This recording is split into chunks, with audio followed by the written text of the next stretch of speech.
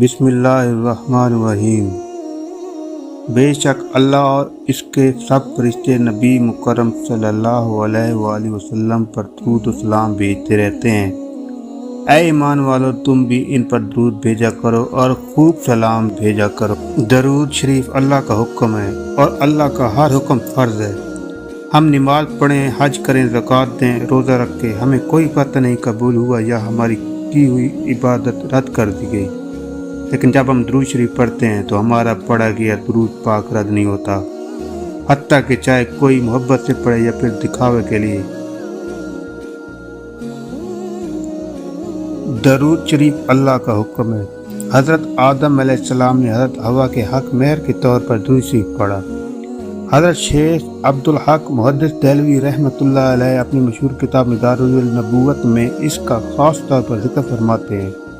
जब अल्लाह ताला ने हज़रत आदम अलैहिस्सलाम को पैदा करके इनके अंदर रूह फूंकी तो सबसे पहले हज़रत आदम अलैहिस्सलाम की नज़र जन्नत के दरवाजे पर पड़ी, जिस पर लिखा था ला इलाहा इल्लल्लाह मुहम्मद रसूलुल्लाह। इसको देखकर हज़रत आदम अलैहिस्सलाम हैरत से पूछने लगे, मेरे रब, क्या आपने मुझसे भी किसी को ज़्यादा इज़्ज़त वाला पैदा किया? इरशाद बारी ताला हुआ कि बेशक एक नबी को मैंने बहुत बुजुर्ग अता की है। जब बीबी हवा पैदा हुई तो हज़रत आदम अलैहिस्सलाम ने इनकी तरफ रग़बत ज़ाहिर की और हाथ बढ़ाना चाहा तो खुदावंद क़ुद्दूस ने मना फरमा दिया और हुक्म हुआ कि इनका महर अदा करो। हज़रत आदम अलैहिस्सलाम अर्ज़ करने लगे, हक महर की मिक़दार और जिन्स क्या होनी चाहिए? जवाब आया, नबी आखिर ज़मान सल्लल्लाहु अलैहि वसल्लम पर 100 मरतबा दरूद भेजो, जिनका नाम आपने जन्नत के दरवाजे पर लिखा देखा। चुनाचा हज़रत आदम अलैहिस्सलाम के 100 मरतबा दरूद शरीफ पढ़ने के बाद बीबी हवा के पास जाने की इजाज़त मिली।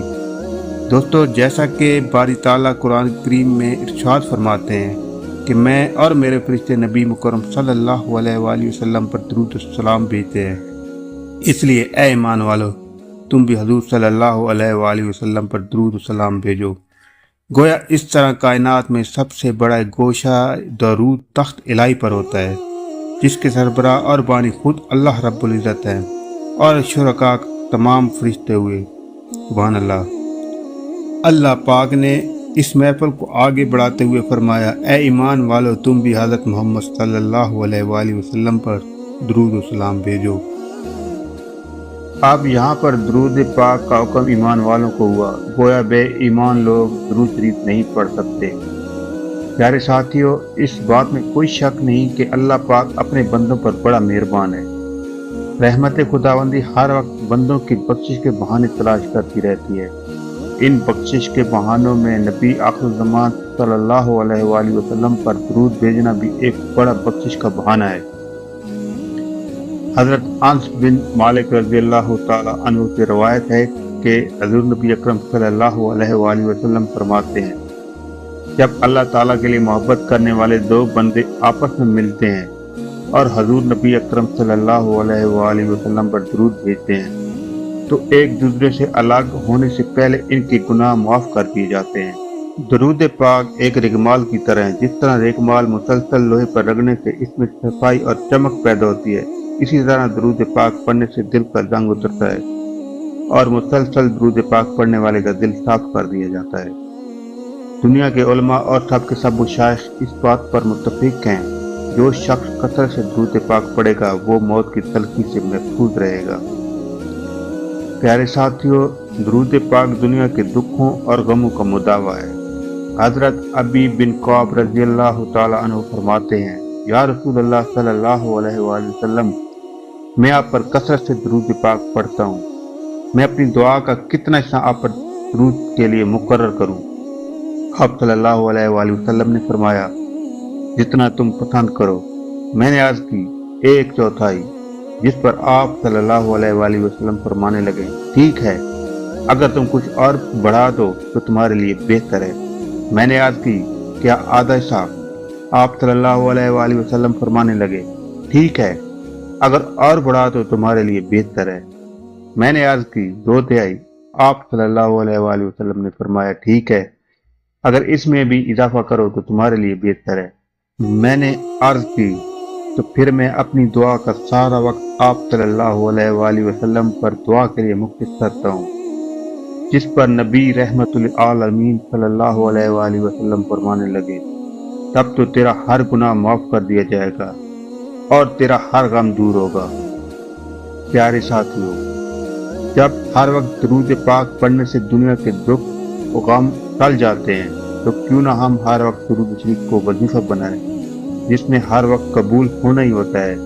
آئیے اب اسی وجہ کو جانتے ہیں کہ ہماری ہر عبادت، نماز، روزہ، حج، زکوٰۃ رد ہو سکتی ہے، لیکن درود پاک ایک ایسا ذکر ہے جس نے لب ہلا کر بس ایک مرتبہ پڑھ لیا تو وہ قبول ہوگا۔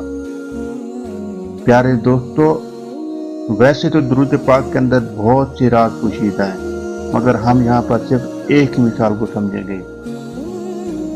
اگر ہم درود شریف کی شروعات کریں، اللہم صلی علی، اس کی شروعات بنتی ہے، اے اللہ رحمت بھیج محمد صلی اللہ علیہ وآلہ وسلم پر۔ ناظرین گرامی، اب اگر ہم اس جملے میں غور کریں تو درود شریف کے پہلے معنی ہوئے اے اللہ رحمت بھیج محمد صلی اللہ علیہ وآلہ وسلم پر۔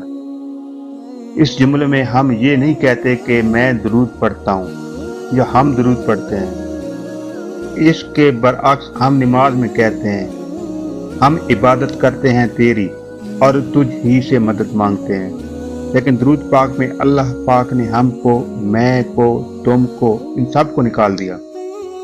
درود پاک کو شروع سے آخر تک پڑھیں تو پتہ چلتا ہے کہ درود پاک میں ایک ایسا لفظ نہیں جس میں تم کو، ہم کو وغیرہ کا ذکر آئے۔ اب یہ جو عمل رد ہونے کا سبب ہے وہ ہے ہی اس میں کی وجہ سے، اور حضور صلی اللہ علیہ وسلم پر درود پاک اس سلسلے میں اللہ پاک نے خود نکال دیا ہے۔ اب جو چیز اس میں رکاوٹ بنے گی، یعنی میں، اس کا تو سرے سے وجود ہی ختم کر دیا گیا ہے۔